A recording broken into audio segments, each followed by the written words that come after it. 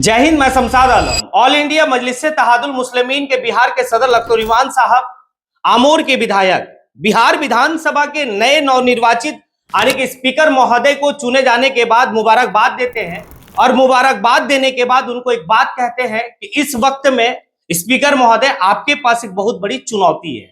आखिर कौन सी चुनौती स्पीकर महोदय के पास है, ये सारी बात इस वीडियो में करेंगे। और क्यों जो है कि ऑल इंडिया मजलिस तहादुल मुस्लिमीन के बिहार के सदर भाई याद दिलाए यानी कि स्पीकर महोदय को, ये सारी बात जो है इस वीडियो में करेंगे।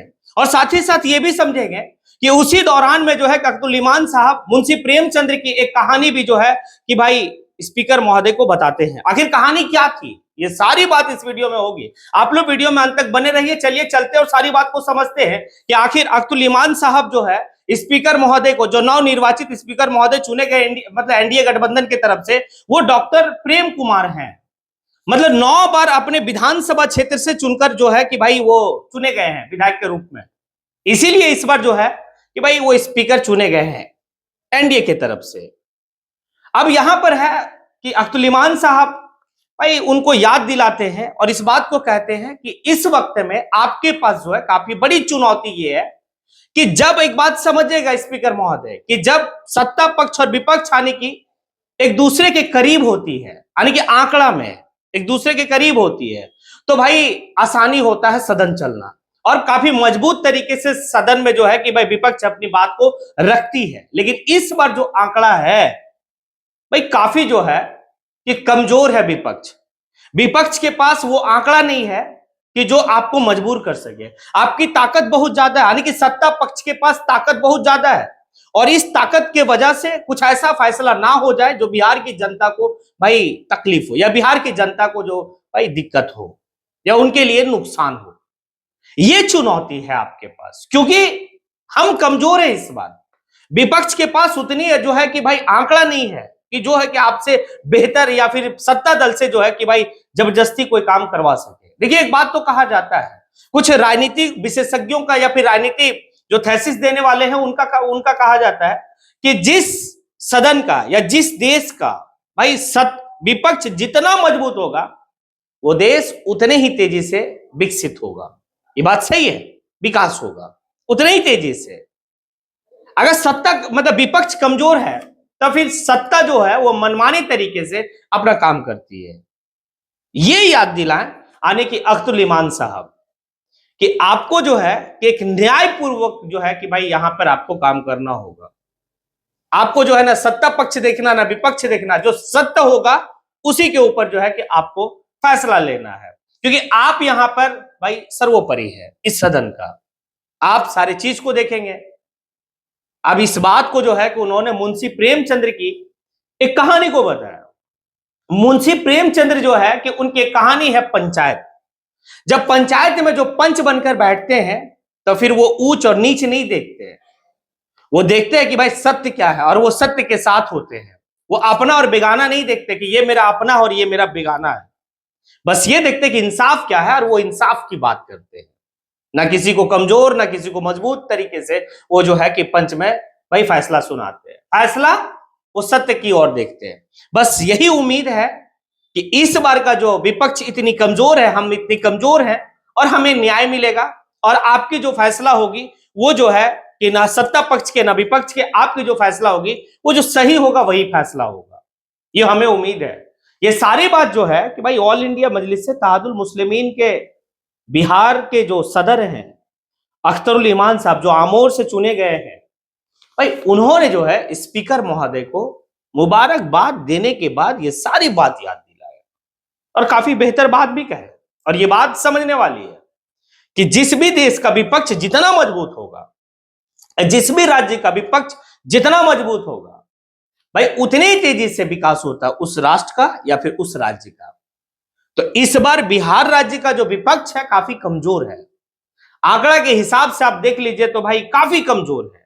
मतलब आरजेडी को अगर 25 सीट नहीं आया रहता तो भाई विपक्ष में बैठने लायक भी नहीं रहता।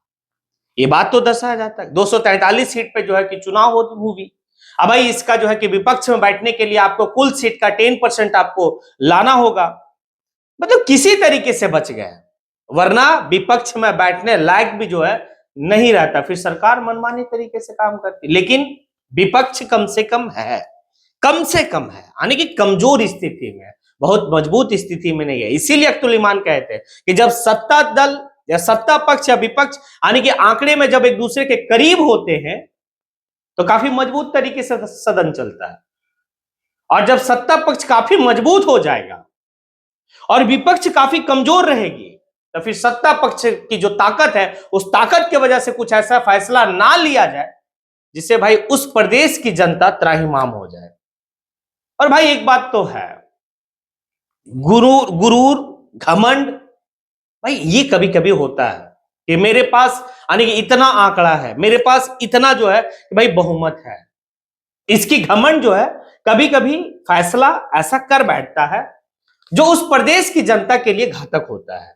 तो ये याद दिलाया गया किसके तरफ से? अख्तुल ईमान साहब के तरफ से। अख्तुल ईमान साहब काफी मजे हुए राजनेता हैं, और वो जो है कि सीएम को मतलब 10 टाइम जो है कि मुख्यमंत्री का वो शपथ लिए, मुख्यमंत्री जो है कि वो बने, इसके लिए भी जो है उन्हें भी मुबारकबाद दिए वो।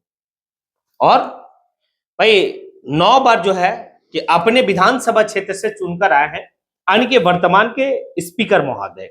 और वर्तमान के स्पीकर महोदय बिहार विधानसभा का जो है वो आपकी 18वीं बिहार विधानसभा का वो आपके जो है कि डॉक्टर प्रेम कुमार है, जो मतलब कह सकते हैं कि इनके विपक्ष में कोई भी जो है कि खड़ा नहीं हुआ।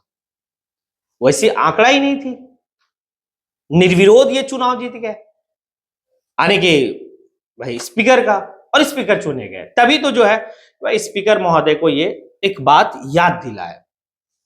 और एक बात तो है कि सदन में जो पूरी कार्रवाई होगी, सदन में सबसे ज्यादा मजबूत तरीके से जो है कि भाई अपनी बात को रखेंगे, या सदन में जो है कि सरकार से कोई सवाल पूछना होगा तो भाई एक माध्यम होता है, वो माध्यम होता है स्पीकर महोदय। स्पीकर महोदय ही सबसे शक्तिशाली जो है सदन में होते हैं, चाहे वो मुख्यमंत्री बैठे हो या फिर कोई भी बैठे हो। सदन में अगर कोई भी बैठे हो, कोई भी सदस्य है, आपको परमिशन लेना होता है भाई स्पीकर महोदय से। और स्पीकर महोदय कभी कभी ऐसा कर बैठते हैं कि सत्ता दल को काफी जो है कि भाई फ्री छोड़ते हैं, और विपक्ष वाले लोग पे आने की क्या है नकेल कस कर रखते हैं। ये सारी बात देखी गई है, कभी कभी ऐसा हुआ है। इसीलिए अख्तुल ईमान साहब भाई बताया कि नहीं, ऐसा नहीं, आप एक पंचायत का पंच है, और पंच जो है वो सही निर्णय लेता है। वो ऊंच नीच और सत्ता दल और विपक्ष की बात नहीं, जो सत्य की बात होती है उसी पे वो बात करते हैं। आखिर अब क्या होता है, देखिए सदन की कार्रवाई आगे और चलती है। उसके बाद अख्तुल ईमान साहब हैं, उसके बाद उनके साथ और भी जो उनके पार्टी के विधायक हैं, क्या अपने विधानसभा के लिए कौन से जो है कि भाई फंड को लाते हैं, कितना क्या करते हैं, ये देखना बड़ा दिलचस्प होगा। क्योंकि 18वीं विधानसभा भाई बिहार का जो चलेगा काफी देखना इसलिए दिलचस्प होगा क्योंकि एनडीए गठबंधन के पास प्रचंड बहुमत है, और इंडिया गठबंधन के पास भाई काफी जो है कम है, काफी कमजोर विपक्ष रहेगी। तो काफी कमजोर विपक्ष का सम्मान रहेगा, या फिर जो है कि सत्ता पक्ष मनमानी तरीके से काम करेगी, ये देखना बड़ा दिलचस्प रहेगा। अब आप लोगों से सवाल है कि क्या जिस बात को अख्तुल ईमान साहब जो है स्पीकर महोदय से भाई उनको याद दिलाए, या फिर चुनौतियों को बताए कि आपके पास ये चुनौती है, क्या सही है या फिर क्या है? आपको जैसा भी लगता है आप कमेंट बॉक्स में आके कमेंट जरूर करें। इसी के साथ मैं अपनी बात को यहीं पे समेटता हूं। जय हिंद।